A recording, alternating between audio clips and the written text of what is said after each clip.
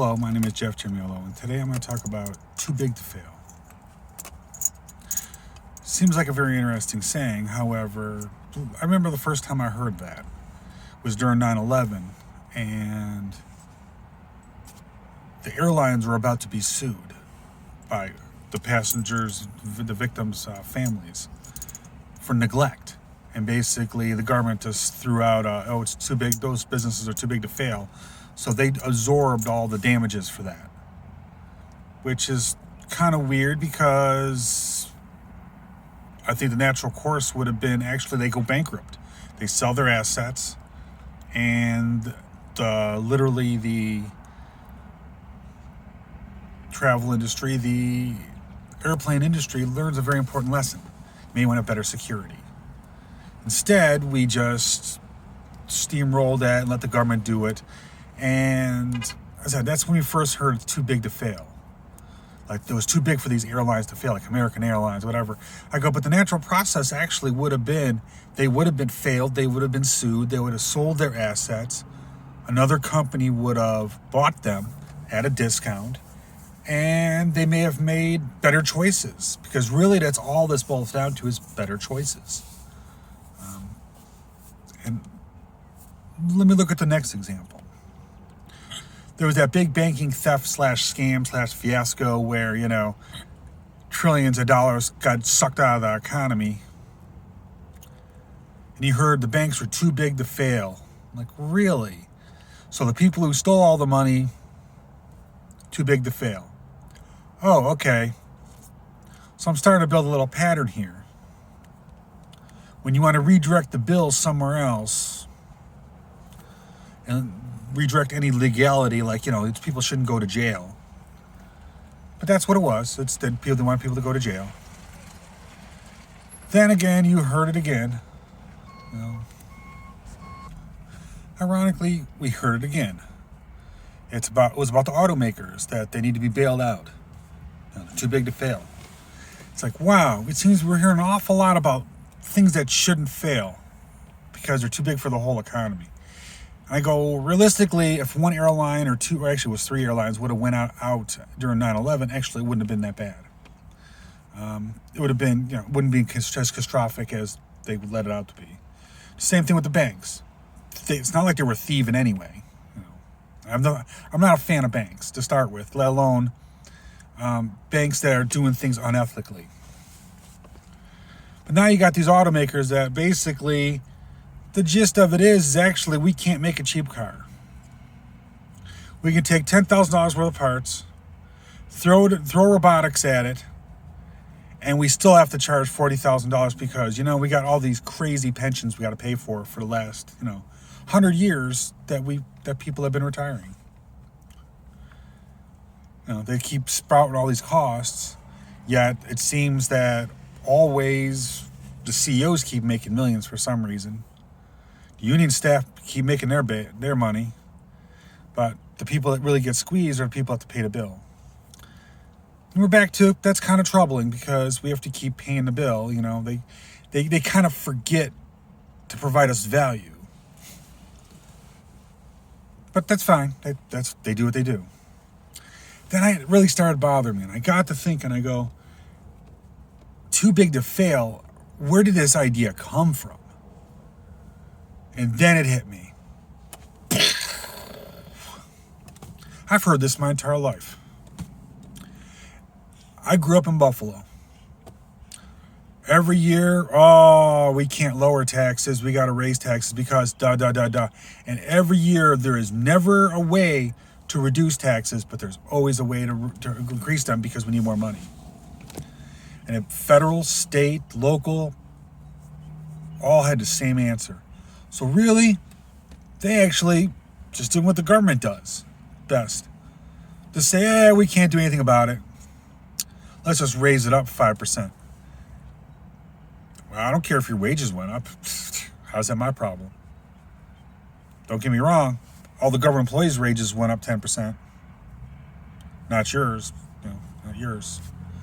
Heaven forbid you're on salary. Heaven forbid you're tied to minimum wage. So if you're tied to minimum wage, you're not doing too good. Because now you need that second or third job. But it's ironic that that's where that all comes from. This idea that it's too big to fail, that we have to bail out the government. Why?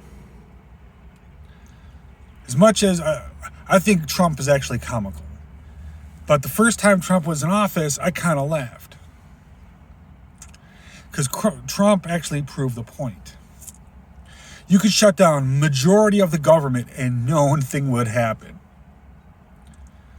And oddly enough, like what he's doing now or not, it doesn't really matter because, to be honest with you, there's no money. That's the problem. There's no money. We're not making anything anymore. We make debt. That's all we do. And we sell debt. Other people buy our debt. Which seems kind of odd. Hence the reason I'm pretty sure the Lord's stepping in and remedying this. The problem is no one's going to like the Band-Aid just quickly being ripped off. Because people are going to freak out and be crazy chaotic. Can't blame them. One thing I do know is I don't care who you are, nothing is too big to fail. If the government took a dump right now, gone. Oddly enough, the Lord works in mysterious ways because the only person that would get us good in a bankruptcy deal is Trump. Remember that. Trump has bankruptcies before, and he's come out pretty good in those bankruptcies.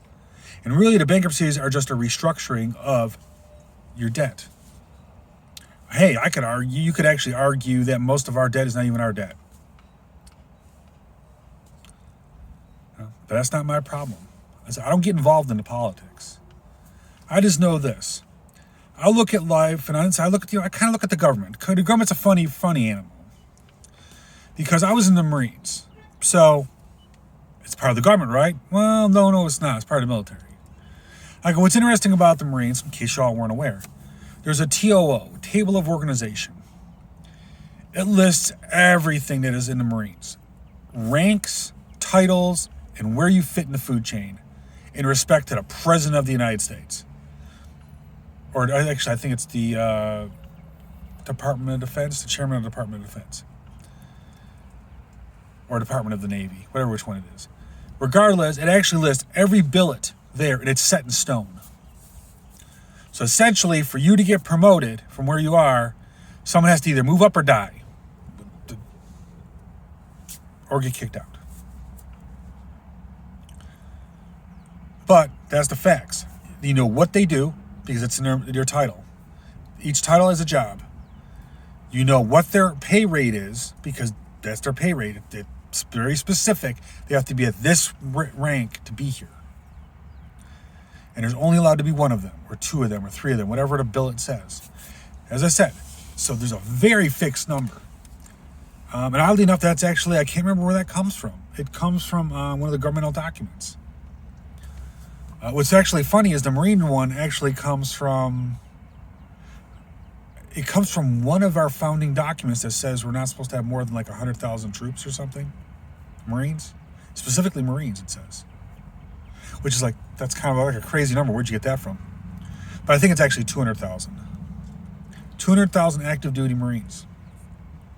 But it's in one of the founding paperwork. And it seems like that's a pretty arbitrary number when, the Army, God knows how much the Army have, 1 million maybe. I go, then why do you have, a restriction on it? And oddly enough, it's only active duty. It's not inactive reserve, which is basically the Marine Reserves, which you could have another 100,000, 200,000 there without a problem. It's just those are not counted. But it's only the active. And only the active, all of them fall under TOO, Table of Organization. And you can go online right now and pull out the TOO for the United States Marine Corps Division, and actually the whole United States Marine Corps. And it'll tell you every billet, all the way down to your recruiter. It'll tell you who. And drill instructors and everything. As to their temporary duties and what they do. So it's a very interesting comparison. You have a government which just makes up jobs willy-nilly, and you got other stuff that's actually completely TO and tabled, and actually you know exactly what their job is. Don't get me wrong. I have nothing against the government other than it shouldn't be wasteful.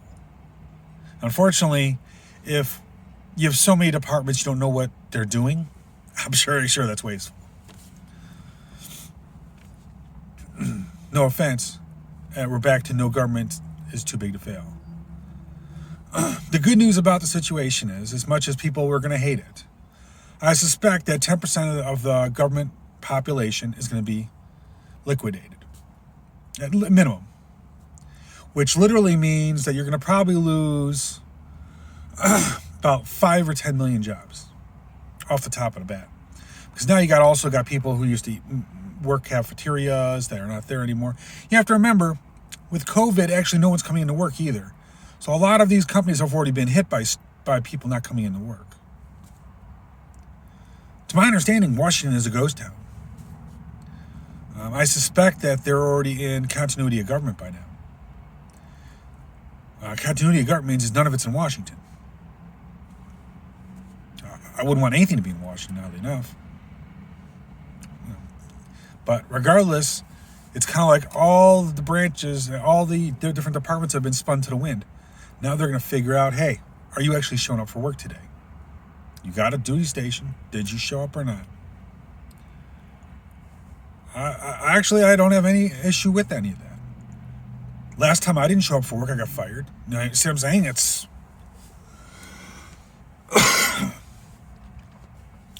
Problem is, in life, we confuse the real world with bureaucratic world, or even union world, I guess you could say. It's a very different world out there in union world. Union world, you can pretty much can't fire anybody. Short of, okay, you actually selling drugs on company property to a company employee that's actually a cop, you're not actually going to go to jail. You're not going to even be fired, even be reprimanded. As I said, there's a lot of very interesting things. Unions protect their own. They do what they're supposed to do. The problem is they protect them too well because you can't fire them. So when they're incompetent, they're kind of being protected. You ask me, Jeff, how do you know this? Well, when I worked at Westinghouse, what's really ironically funny is the company was out of business for 3 years, and the person that was in charge of the union was hired to be HR for the new company when it came back online. So literally I get to hear from the HR guy who was the union head before, about how he should have fired these people because they were dumb and stupid and they didn't do their job. Now, different hat now, now it's, I'm thinking of the company, not thinking of the employee. Well, no, you think they changed? They didn't find a job in 5 years. What makes you think they were a model employee all of a sudden? No one would hire them. Why are you? Anyway. It's just interesting we get this notion of too big to fail.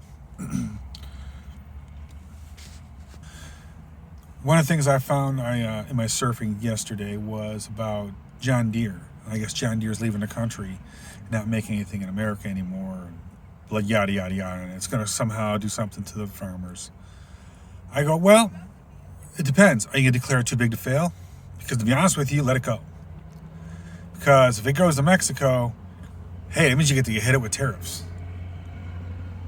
Because actually what's going to happen is they're going to hit it with tariffs, and then the next step is another tractor company is going to start dumping at about half the price in the domestic U.S. market, saying you can service our stuff. And basically, slowly, they're going to phase out every John Deere product, and John Deere will be forced to die. You make bad decisions, you die. That's how it works. And to my understanding, the problem with John Deere is you have to go to them for maintenance. You can't fix it anymore. And it's not just you can't fix it anymore. Think of it using the Microsoft model of money revenue, I guess. We decide we want some more money. We're going to go break your software. So we're going to put out push out a code to all of our installs and have it blow up. So now all of a sudden your everything's blowing up, and all of a sudden, oh no, you need Microsoft again. You need to give us more money. Microsoft did that for years. Well, what do you think John Deere's going to do? Oh, we're running a little low on our money. Let's put out, a patch is needed start making random problems happen with our devices. Oh, is that far from the pale? You can't fix it. You can't look at it. You think they're not doing that? They are. Remember, there's no ethics at this point in a lot of these companies. But at the same time, it's like, okay, well, hey, you want to move out of the United States? You can go ahead and move out of the United States. But maybe you have to remember that at this point, there is no resale value on your product. Because if you can't maintain a product yourself, and you have to wait, you have to actually buy two of them to get one of them to keep running while the other one is being, quote, fixed or waiting to be fixed. If you have to wait on service, that literally means you're overcharging for your product at this point. I'm also going to get two cheap tractors. And they're going to start doing that. And you're going to find out you're going to slowly be phased out. But we're back to the business world's going to take care of it. And then you'll find out one day you'll wake up and you can't figure out why the best tractor on the planet is worthless. Because you wouldn't want anyone else to fix it.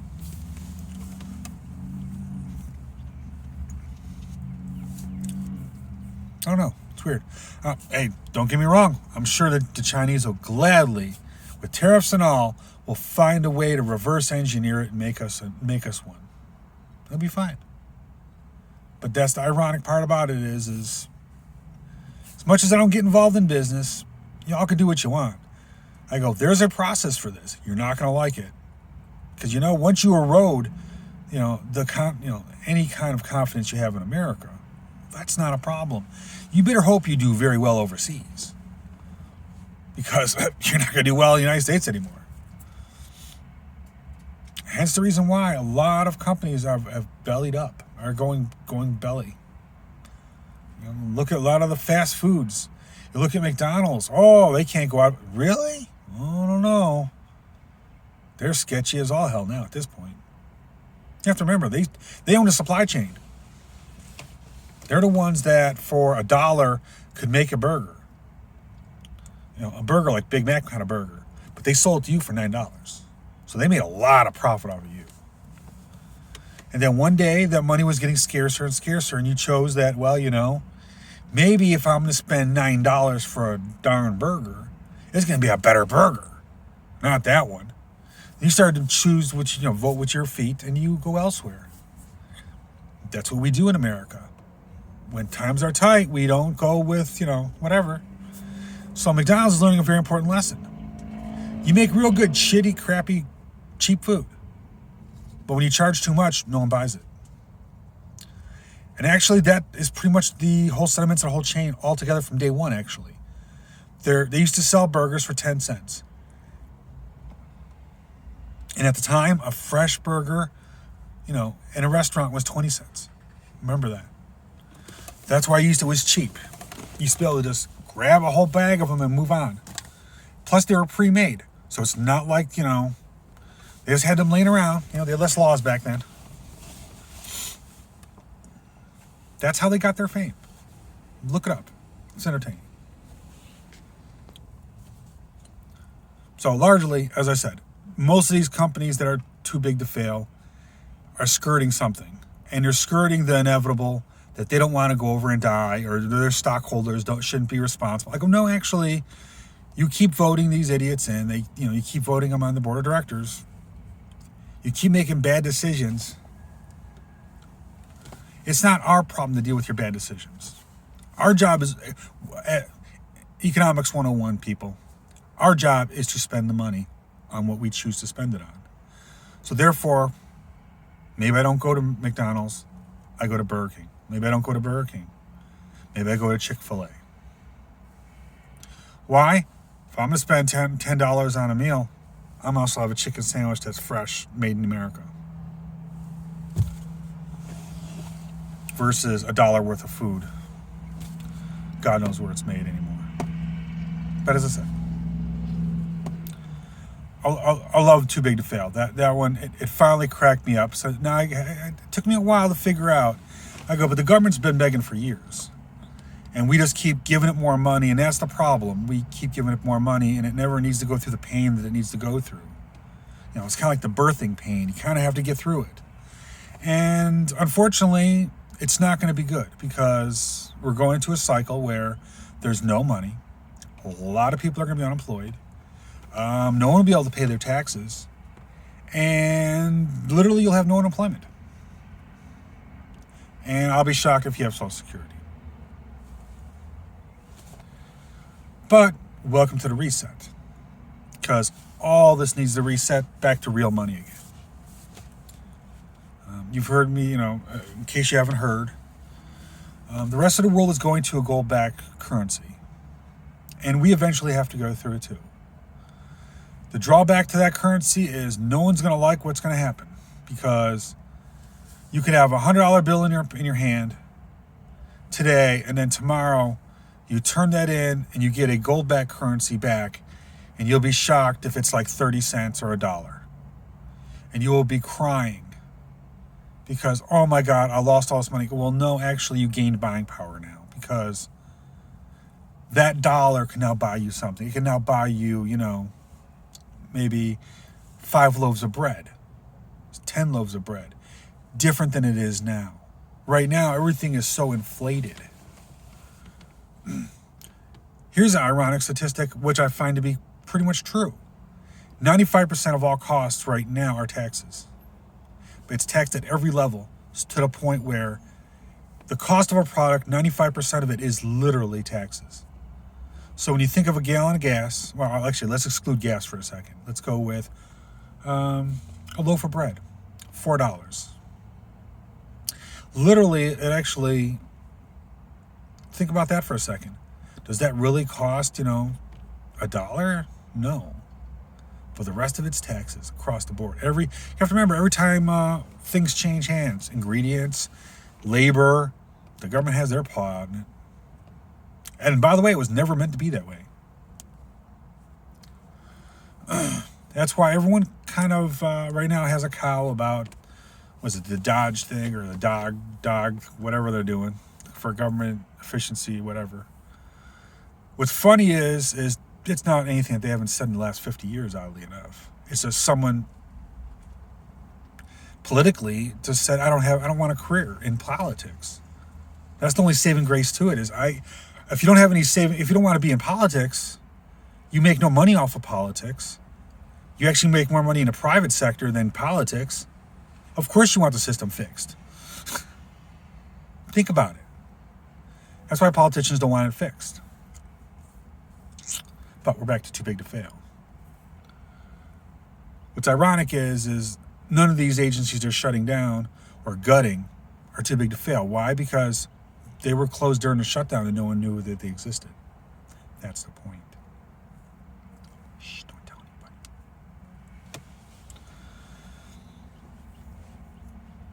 Those that know what was going to go on, regardless of whether Trump got back in or not, anyway, God's plan is actually to trim all this out, because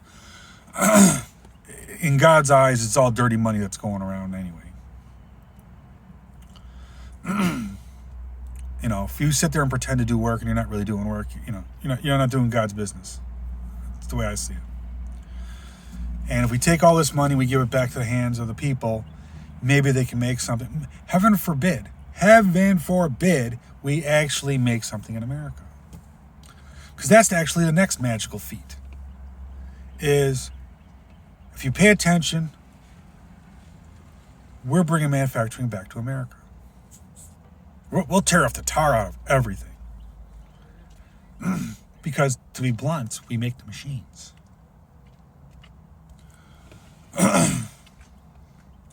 We're the ones that make the machines that make the product. We just don't run them here. Sorry for the interruption. It appears that everyone's starting their diesel trucks next to me for some reason. But back to what I was saying, that manufacturing is slowly coming back to the United States. It has to. Because of the gold-backed currency. Because eventually the United States has to go to a gold-backed currency. As much as no one really wants it. Well, actually, everyone does want it. They just don't like to devalue the revaluation of the money. That's people don't like. However, once we revalue it, we can now again trade fairly with the rest of the world. But oddly enough, Americans are the ones that actually make the devices and the machines that actually make things. We came up with we make those ideas. It's not generally the rest of the world. They may implement the plans, but we make them. We start them, and then because of labor costs, it goes to them and they ship it back to us. As crazy as that sounds. But at the same time, if you look at it from a cost perspective, eventually gasoline is going to start going up in price. That's the interesting tidbit, that it's artificially be kept low. Because if you have inflation, gasoline will definitely be inflated. Because that's an imported thing for us. We don't make gasoline. Well, we use a different oil that we use. So the oil we have, we can't really use for gasoline. It's not very efficient. It's not good at it. Ours is more of a lubricant.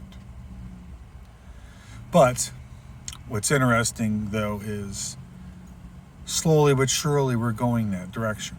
And hence the reason now we're going to be going to, hey, y'all got to start getting back to work, domestically. I have a sneaking suspicion it'll be the end of the consumerism period. It won't be as bad as it was anymore. Because right now, we're importing everything, literally, we import almost everything. And we export our dollars. That's really what we're doing. And it's not working for us. As you can tell by our roads are getting, worse and worse. Our bridges, even worse. Roads, at least, they're fixing a little bit. Bridges, they're not fixing at all. So it's getting more and more dangerous. But we're back to that too big to fail. You're going to start seeing states as a whole fail. California. Actually, I don't think California's going to fail as quick as maybe New York will. New York is like the cesspool there, man. That's like communist thinking there. I grew up in Buffalo, and there's nothing more entertaining than going out to vote, saying no, I don't want to raise the taxes on gasoline. And every year, every time they go to vote, it goes up 10 cents, 20 cents, so that New York City's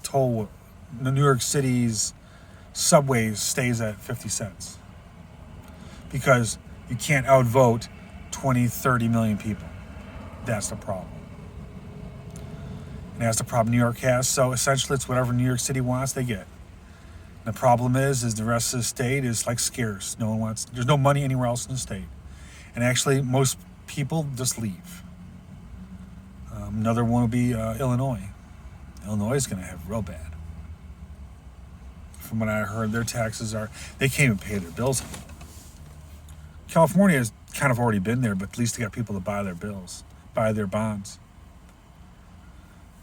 But we're back to how many states are going to be left at this point, because largely California has a problem, because if I remember correctly, China owns a lot of their bonds for California stock, for California bonds.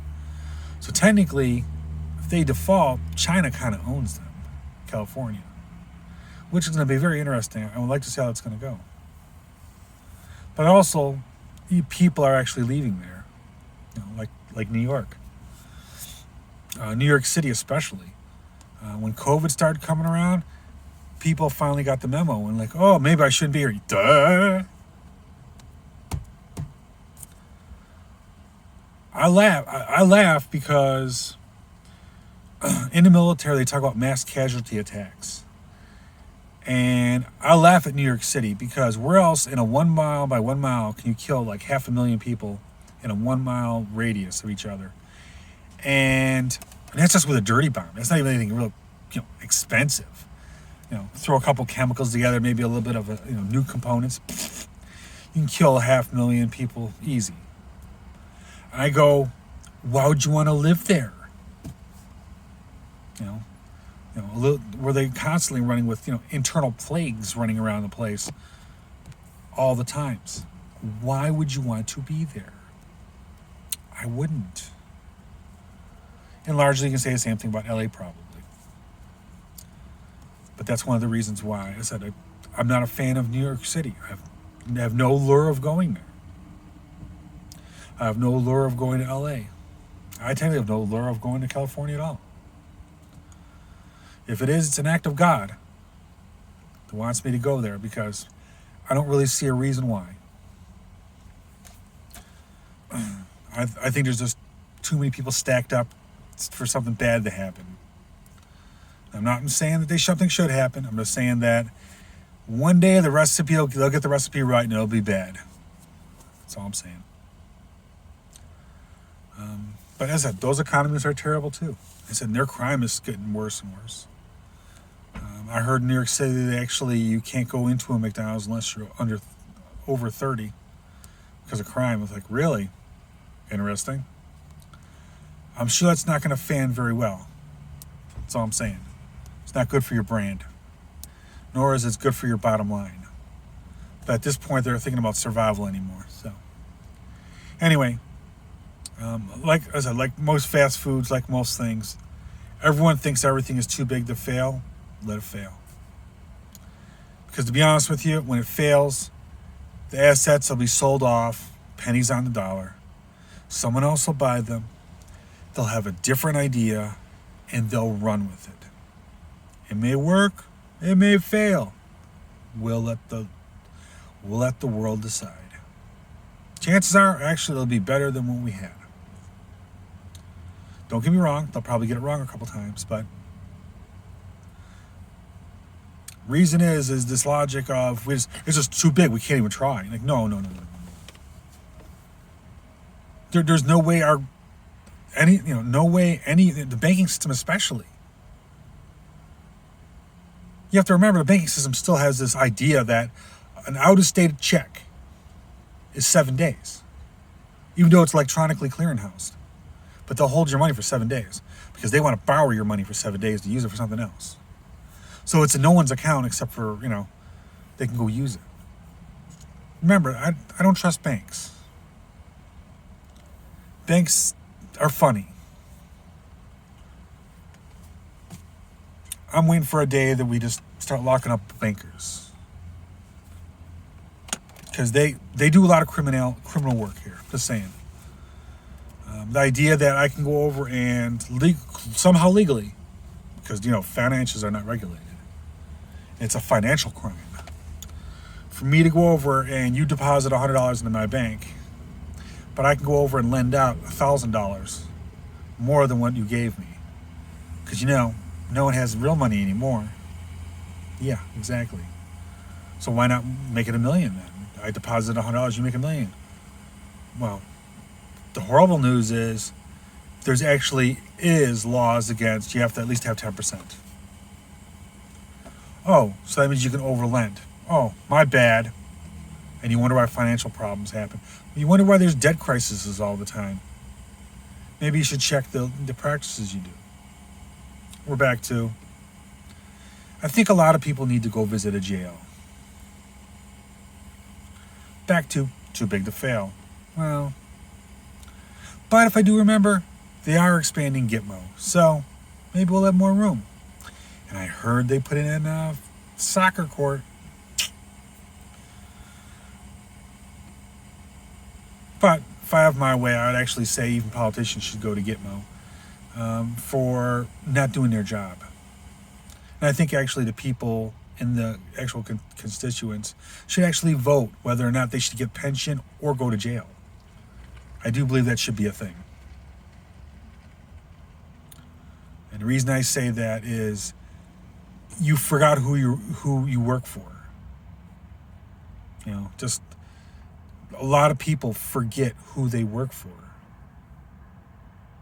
And unfortunately, as crazy as it sounds, when all the checks and balances were made for the government, this was a God-loving country. And it was honest. So therefore it meant you didn't lie, you didn't protect each other, not like they do now. I'd venture to say there's not a single senator that's not corrupt at this point. I'm sure there's one or two, but it's easier to say all of them. Because, they're all protecting each other. As I said, it has nothing to do with a political party at this point. It has never had anything to do with a political party. You can tell because whenever the, quote, party changes, the game still stays the same. How do I make more money? How am I too big to fail? How do I make more departments in my area? Yeah, how about that? I'm sorry for it for being such a dark topic, but I do believe a lot of people need some jail time. And I do believe that a lot of companies need to go out of business for just bad decisions. And oddly enough, a lot of it's housing related too. This is the Louisville area where I live. Our apartments here are top dollar. We're paying actually the same per square foot as a house. Yet there is a 70% occupancy rate. 30% of them are not even occupied, and they're still building apartments.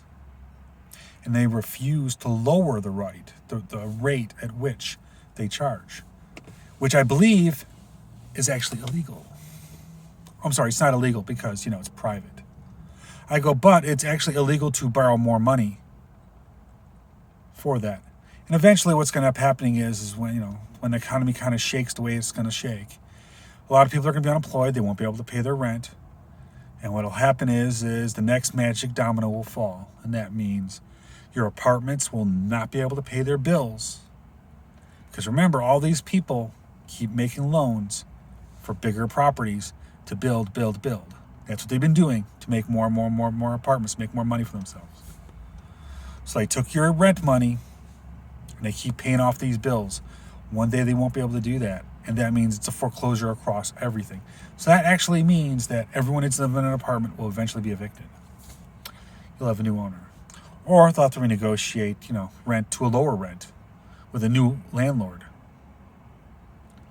I'm not trying to scare you. I'm just saying that's, unfortunately, that's the dirty facts of the stupidity we have to keep dealing with because people are greedy. Back to that too big to fail. Anyway, thank you for listening, and thank you for listening to me rant.